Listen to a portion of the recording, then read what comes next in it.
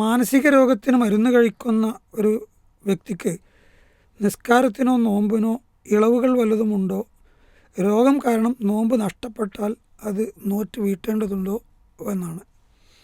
മാനസിക രോഗം എന്ന് പറയുമ്പോൾ രണ്ട് രൂപത്തിൽ നമുക്ക് ആ രോഗത്തിനെ നമ്മൾ കാണണം. ഒന്ന്, തീരെ ബുദ്ധിയില്ലാത്ത അവസ്ഥ ഉണ്ടാകാം. അങ്ങനത്തെ അവസ്ഥയിലാണുള്ളത് എങ്കിൽ റുഫിഅൽ കലമു അൻ സലാസിൻ, 3 വിഭാഗം ആളുകളെ തൊട്ട് പേന ഉയർത്തപ്പെട്ടിട്ടുണ്ട് എന്നാണ്. അതിലൊന്ന് പറഞ്ഞത് അൽ മജ്നൂൻ. പേന ഉയർത്തപ്പെടുക, അതായത് പേന ഉയർത്തപ്പെടുക എന്നുകൊണ്ട് ഉദ്ദേശിക്കുന്നത് അവനെ സംബന്ധിച്ചിടത്തോളം ബാധ്യതകളൊന്നുമില്ല, നിർബന്ധം, ഹറാമ്, ഇങ്ങനത്തെ കാര്യങ്ങൾ, തക്കല്ലുഫുകൾ എന്നൊക്കെ പറയുന്ന, അതായത് മതം നിർബന്ധമാക്കുന്ന ഒരു കാര്യം അവന് ബാധകമല്ല. സാധാരണ ശരീഅത്ത് നിയമങ്ങളിൽ നിന്നും അദ്ദേഹം അദ്ദേഹം ഒരു കുട്ടിയെ പോലെയാണ്. ഒരു കുട്ടിയെ സംബന്ധിച്ചിടത്തോളം ശരീഅത്ത് നിയമങ്ങൾ അവന് ബാധകമല്ലല്ലോ. അതേപോലെ തന്നെ പൂർണ്ണമായും ഭ്രാന്തിൻ്റെ അവസ്ഥയിലോ മാനസിക രോഗിയോ ആണ് എങ്കിൽ അത്തരം ആളുകളെ സംബന്ധിച്ചിടത്തോളം നിസ്കാരം നിർബന്ധമില്ല, നോമ്പ് നിർബന്ധമില്ല. അങ്ങനത്തെ രൂപത്തിലാണ് കാര്യങ്ങൾ കൈകാര്യം ചെയ്യപ്പെടാറുള്ളത്. എന്നാൽ ചില ആളുകളെ സംബന്ധിച്ചിടത്തോളം ചില സമയങ്ങളിൽ മാത്രം ബുദ്ധിക്ക് പ്രയാസമുണ്ടാവുകയും ബാക്കി ചില സമയങ്ങളിൽ പ്രയാസങ്ങളൊന്നുമില്ലാത്ത പക്വമായിക്കൊണ്ട് തന്നെ കാര്യങ്ങൾ മനസ്സിലാക്കുന്ന അവസ്ഥകളുണ്ട്.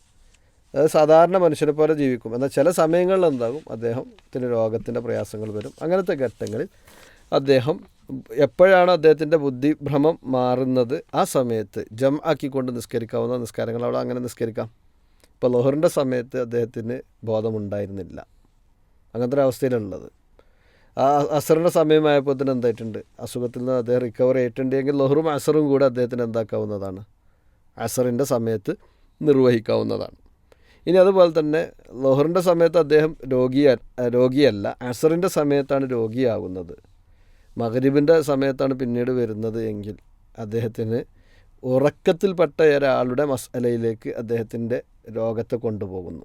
അതായത് അസറിൻ്റെ സമയത്ത് ഒരാൾ ഉറങ്ങിപ്പോയി, മഗ്രിബ് കഴിഞ്ഞിട്ടാണ് അദ്ദേഹം ഉണരുന്നത്. അതേപോലെ തന്നെയാണ് ഈ മനുഷ്യൻ്റെ അവസ്ഥയും. അദ്ദേഹം ബുദ്ധിപരമായി നോക്കുകയാണെങ്കിൽ അപ്പോൾ ബുദ്ധി വർക്ക് ചെയ്യാത്തത് ഒരു സമയമാണ്. എന്നാൽ മഗ്രിബിൻ്റെ സമയത്ത് അദ്ദേഹം ഉണർന്നു, ബോധമുള്ളയാളായി തീർന്നു എങ്കിൽ അദ്ദേഹത്തിന് ആദ്യം അസർ നിസ്കരിക്കാം, അത് കഴിഞ്ഞ് മഗ്രിബ് നിസ്കരിക്കാം. ഈ രൂപത്തിലാണ് ഇത്തരം ആളുകൾ നിസ്കാരങ്ങൾ നിർവഹിക്കേണ്ടത്. അതേപോലെ തന്നെയാണ് നോമ്പിൻ്റെയും വിഷയം. ബുദ്ധിയുള്ള അവസ്ഥ ഈ റമദാനിനിടയിൽ നോമ്പിൻ്റെ ദിവസങ്ങൾക്കിടയിൽ ഉണ്ടാകുന്നുണ്ട് എങ്കിൽ ആ ദിവസങ്ങളുടെ നോമ്പ് നിർബന്ധമായി അദ്ദേഹം നോറ്റ് വീട്ടുകയോ അതല്ലെങ്കിൽ അതുമായി ബന്ധപ്പെട്ടുള്ള മറ്റു പ്രായശ്ചിത്തങ്ങളിലേക്ക് നീങ്ങുകയോ ആണ് വേണ്ടത് എന്നതാണ് മനസ്സിലാക്കാൻ സാധിക്കുന്നത്. റമദാൻ മാസം പൂർണ്ണമായി ഒരാൾക്ക് ബുദ്ധി സ്ഥിരതയില്ലാത്ത ഒരാളാണെങ്കിൽ അയാളെ സംബന്ധിച്ച് ഷവ്വാലിലോ അതിനുശേഷമുള്ള മാസങ്ങളെ ബുദ്ധിസ്ഥിരത വന്നാൽ നോറ്റ് വീട്ടേണ്ടതില്ല എന്നാണ്. ഇല്ല, അതാണ് ആ വിഷയത്തിൽ നമ്മൾ മനസ്സിലാക്കേണ്ടത്. കാരണം എന്താണെന്ന് വെച്ച് കഴിഞ്ഞാൽ അദ്ദേഹം ആ മാസം ഉള്ളതായിക്കൊണ്ട് നിലവിലില്ല. അങ്ങനെ നോക്കുകയാണെന്നുണ്ടെങ്കിൽ മറ്റു രോഗങ്ങളെ പോലെയല്ല ബുദ്ധിഭ്രമം എന്ന് പറയുന്നത്.